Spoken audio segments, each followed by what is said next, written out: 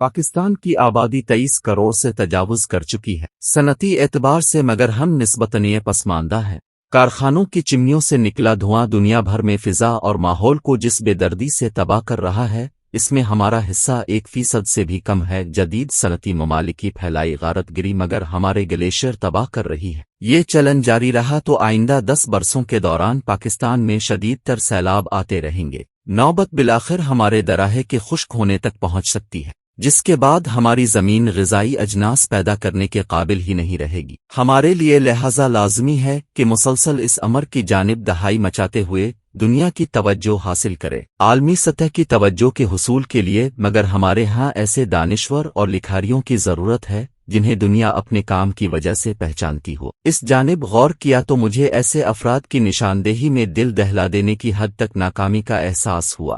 گزشتہ کئی برسوں سے ہماری شناخت ایک ایسے ملک کی حیثیت سے ہو رہی ہے جو فقط اپنی ایٹمی طاقت کو جدید تر بنانے کی لگن میں مبتلا ہے۔ اس کے علاوہ ہم جنونی جہادی بھی تصور کیے جاتے ہیں جن سے نام نہاد مہذب دنیائے کو خوف محسوس کرنا چاہیے۔ جنرل مشرف 1999 میں اقتدار پر قابض ہوئے تو پاکستان کی شناخت ایک روشن خیال ملک کی حیثیت سے کروانا چاہیے۔ ان کی خواہش کو ذہن میں رکھتے ہوئے کئی اداکاروں نے پاکستان کا سافٹ امیج دنیا میں پھیلانے کے لیے چند فلم سازوں کے ساتھ مل کر سرکاری سرپرستی میں خوب دولت کمائی۔ جو فلمیں مگر اس نیت سے تیار ہوئیں دنیا ان سے قطعاً غافل رہی۔ چند دیوانوں نے اپنے تئیں لوگوں سے قرض لے کر اعلیٰ معیار کی جو دستاویزی یا فیچر فلمیں بنائیں وہ پاکستان میں چلیں تو الزام لگا کہ ایسی تخلیقی کاوشیں پاکستان کو بدنام کر رہی ہیں۔ اپنی جند بچانے کے چکر میں امکانات سے بھرپور تخلیقی اذہان بنجر ہونا شروع ہو گئے۔ سرمایہ دارانہ نظام یقیناً بہت شفاف ہے،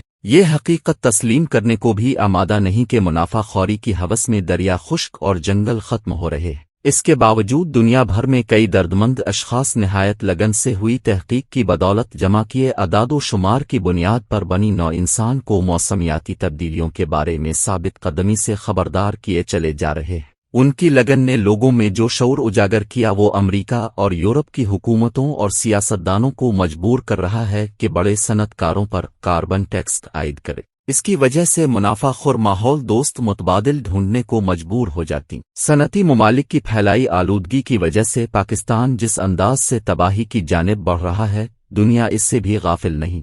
سوال مگر یہ اٹھتا ہے کہ ہمارا ماحولیات کے حوالے سے بیانیہ کس انداز میں مزید توانا بنایا جا سکتا ہے۔ اس پہلو پر غور کیا تو یاد آیا کہ چند دن قبل برطانیہ کے اخبار گارجین سے گفتگو کرتے ہوئے ہمارے جوان سال سینیٹر مصطفیٰ نواز کھوکھر نے فضائی آلودگی کے ہاتھوں پاکستان میں پھیلی تباہی کی بات کی تھی۔ ان کی گفتگو سے متاثر ہے کر گارجین اخبار کے مدیروں نے سینیٹر مصطفیٰ کھوکھر کو اس موضوع پر تفصیلی مضمون لکھنے کی دعوت دی۔ سینیٹر صاحب نے بہت محنت سے ایک مؤثر مضمون لکھا جسے مذکورہ اخبار نے نمایاں انداز میں شائع کیا۔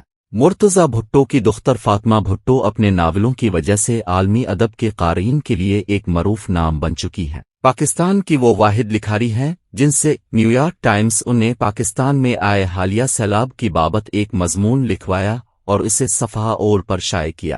مصطفیٰ کھوکھر اور فاطمہ بھٹو کے لکھے مضامین ہی تاہم دنیا کی توجہ کے حصول کے لیے کافی نہیں۔ ماحولیات کی ان دنوں جو وفاقی وزیر ہیں ان کی سیاست سے ہمیں شاید اختلاف ہو سکتا ہے۔ محترمہ شیری رحمان مگر ان صحافیوں میں نمایاں ترین رہیں جنہوں نے آج سے کم از کم 2 دہائیاں قبل بطور مدیر لکھاریوں کو ماحولیاتی تبدیلیوں پر تفصیلی مضامین لکھنے کو راغب کیا۔ مجھے امید ہے کہ اپنے تجربے کو بروئے کار لاتے ہوئے وہ آج کے انسٹاگرام، ٹک ٹاک، فیس بک اور ٹویٹر سے رغبت کے دور میں نوجوان تخلیق کاروں کی ایک ایسی ٹیم تیار کر سکتی ہیں جو فضائی آلودگی کی وجہ سے ہم پر نازل ہوئی مصیبتوں کے بارے میں دنیا کو مسلسل آگاہ رکھے۔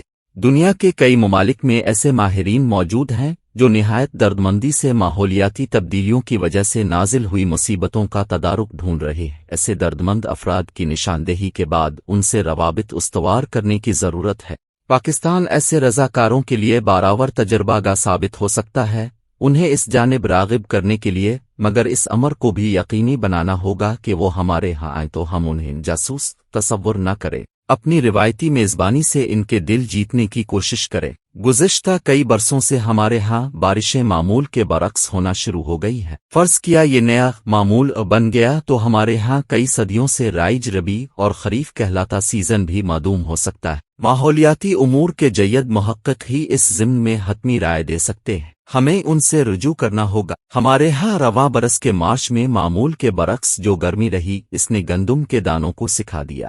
چین کے چند بڑے صوبوں میں بھی ایسا ہی عالم رہا۔ اس کا سب سے بڑا دریا کئی مقامات پر معمول کی بارشیں نہ ہونے کی وجہ سے سوکھ چکا ہے۔